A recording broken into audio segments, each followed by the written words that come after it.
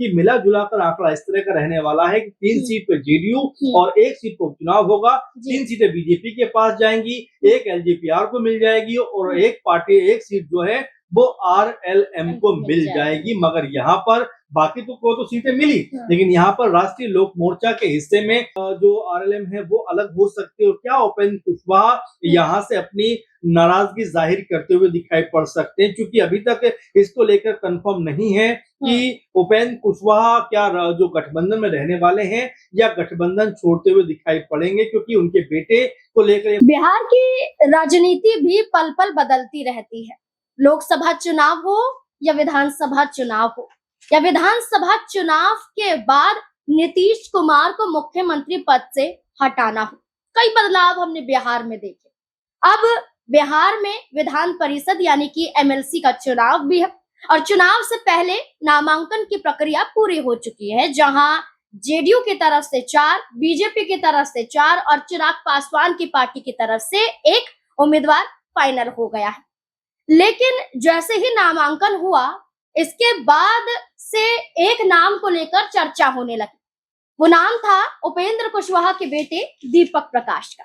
ये कहा जाने लगा कि क्या अब दीपक प्रकाश मंत्री पद छोड़ देंगे, क्या इस्तीफा देंगे, क्योंकि ये चर्चा थी कि दीपक प्रकाश को एमएलसी चुनाव में उतारकर एमएलसी बनाकर उनका मंत्री पद बचाया जा सकता है। लेकिन बीजेपी गठबंधन में उपेंद्र कुशवाहा के बेटे के समर्थन में फैसला नहीं लिया गया। अब इसके पीछे की वजह क्या है, ये सवाल बन जाता है।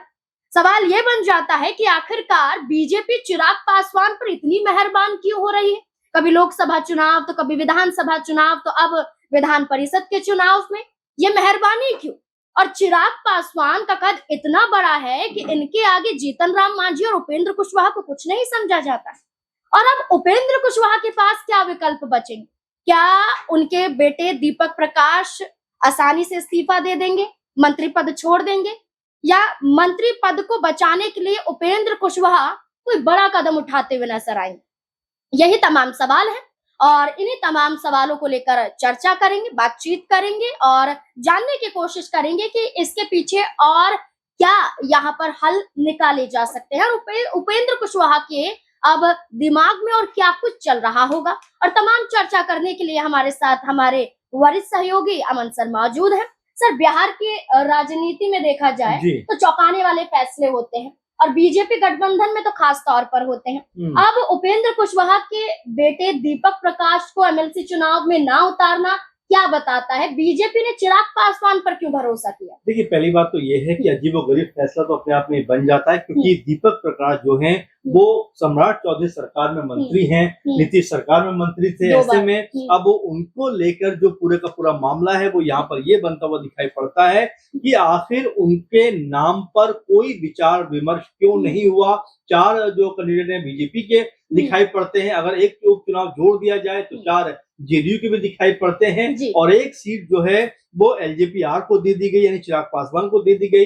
अब ऐसे में जो मंत्री थे आखिर उनको सीट क्यों नहीं दी गई, अपने आप में बड़ा सवाल बन जाता है, क्योंकि जो राष्ट्रीय लोक मोर्चा पार्टी उपेंद्र कुशवाहा की, उनके लिए मेरे ख्याल में बेहद बुरी और खराब खबर भी कही जा सकती है, क्योंकि ऐसा सब लोग मान के चल रहे थे कि मिला जुला कर आंकड़ा इस तरह का रहने वाला है कि 3 सीट पे जेडीयू और 1 सीट पर उपचुनाव होगा। 3 सीटें बीजेपी के पास जाएंगी, 1 एलजेपीआर को मिल जाएगी और एक सीट जो है वो आरएलएम को मिल जाएगी। मगर यहाँ पर बाकी तो सीटें मिली, लेकिन यहाँ पर राष्ट्रीय लोक मोर्चा के हिस्से में सीट नहीं आई। अब यहाँ से बड़ी कह सकते हैं कि क्या कोई बगावत हो सकती है, क्या जो आरएलएम है वो अलग हो सकती है और क्या उपेंद्र कुशवाहा यहाँ से अपनी नाराजगी जाहिर करते हुए दिखाई पड़ सकते हैं, क्योंकि अभी तक इसको लेकर कंफर्म नहीं है कि उपेंद्र कुशवाहा क्या जो गठबंधन में रहने वाले हैं या गठबंधन छोड़ते हुए दिखाई पड़ेंगे, क्योंकि उनके बेटे को लेकर ये पूरा मामला था। आपको याद होगा कि जब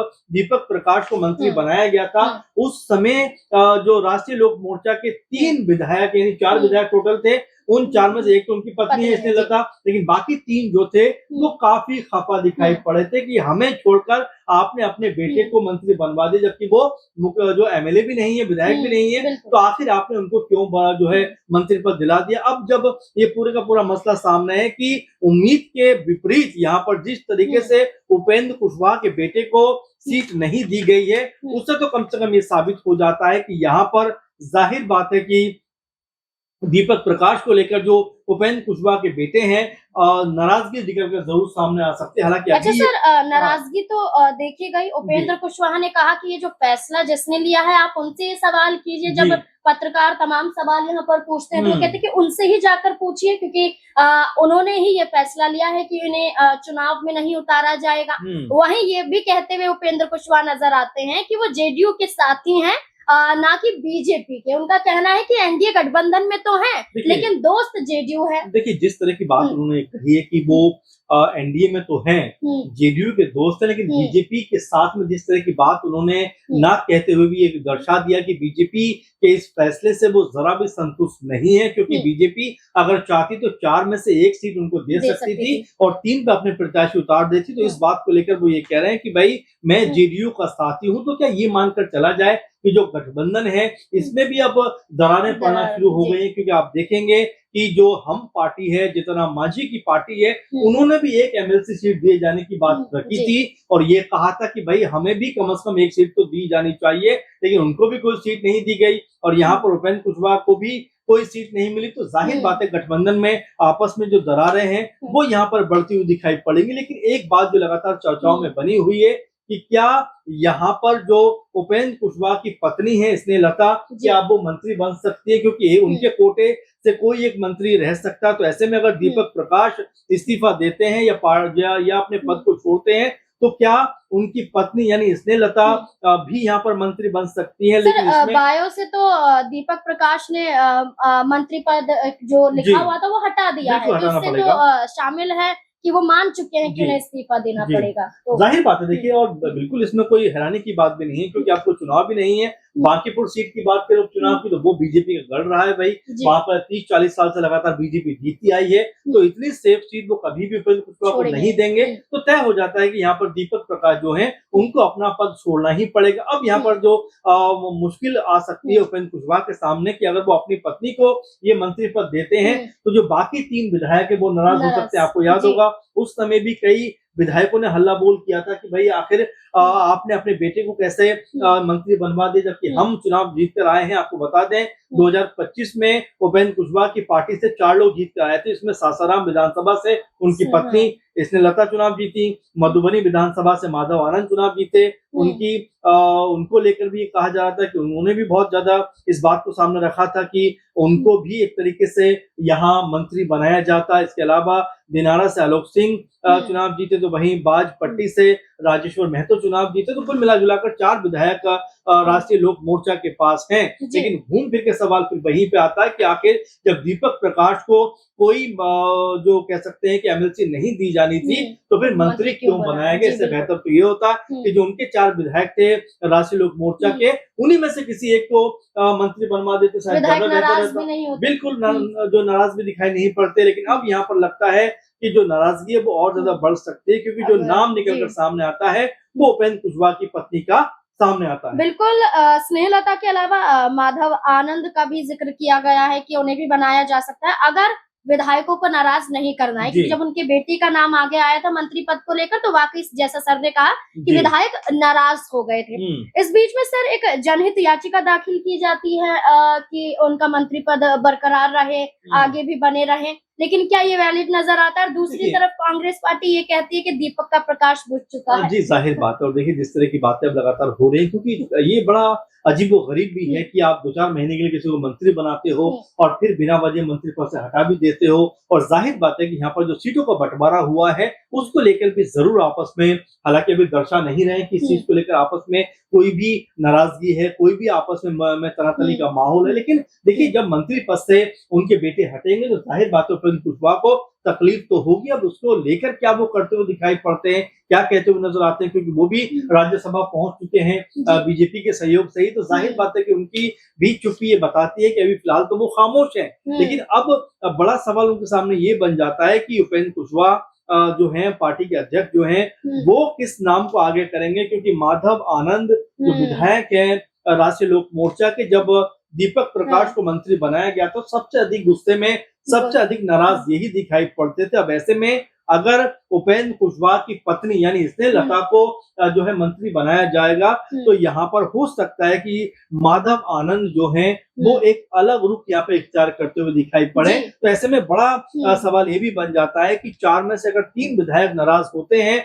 अलग रुख अपनाते हैं, तो कहीं उपेंद्र कुशवाहा की पार्टी यानी लोक मोर्चा की हालत भी कहीं वीआईपी पार्टी की तरह ना हो जाए, जहां पर 4 में से 3 जो विधायक थे वो बीजेपी में जाकर शामिल हो गए थे। तो ये भी एक डर है कि यहाँ पर अगर बगावत हुई, क्योंकि 4 में से 3 अगर चले जाएंगे तो जाहिर बात है कि जो दल बदल कानून वो भी उनके ऊपर लागू नहीं होगा। तो ये तमाम चीजें हैं जो कहीं ना कहीं उपेंद्र कुशवाहा जरूर सोच रहे होंगे। अब यहाँ पर माथापच्ची करते हुए नजर आएंगे कि आखिर जो उनके पास 3-4 नाम है, अगर उनकी पत्नी को छोड़ दिया जाए, जिसमें सबसे चर्चित नाम माधव आनंद का दिखाई पड़ता है, इसके अलावा आलोक सिंह भी हैं, रामेश्वर महतो भी हैं, तो अब किस तरफ जाएंगे? और जो मंत्री पद अभी भी कह सकते हैं राष्ट्रीय लोक मोर्चा के खाते में है, क्या वो उनके खाते में रहेगा या उनसे वो मंत्री पद भी ले लिया जाएगा? देखिए, बिल्कुल अभी भी इंतजार किया जा रहा है किस बात का कि बीजेपी के ऊपर दबाव डाला जा सकता है, और ये दबाव हो सकता है कि उपेंद्र कुशवाहा की पार्टी से कोई और चेहरा निकलकर सामने आ जाए, क्योंकि कहा जा रहा है कि 13 जून को राष्ट्रीय महाअधिवेशन है आरएलएम का, और ये अधिवेशन दिल्ली में होगा। और कहा जा रहा है कि अधिवेशन के दौरान ही उपेंद्र कुशवाहा न सिर्फ दिल्ली जाएंगे बल्कि बीजेपी के शीर्ष नेताओं से मुलाकात भी करेंगे। अब देखना होगा कि फैसला क्या होता है। उपेंद्र कुशवाहा की पत्नी स्नेहलता आगे आती हैं या कोई और बड़ा चेहरा आगे आता है, या फिर इस सीट को छोड़ना पड़ेगा, मंत्री पद को भी छोड़ना पड़ेगा? क्या कुछ लगता है आपको उपेंद्र कुशवाहा के आने वाले कदम को लेकर, और बीजेपी जिस तरह से रणनीति कर रही है तमाम और अपने सहयोगी दलों के साथ, इसको लेकर क्या लगता है? अपनी राय हमारे साथ जरूर साझा करें। धन्यवाद।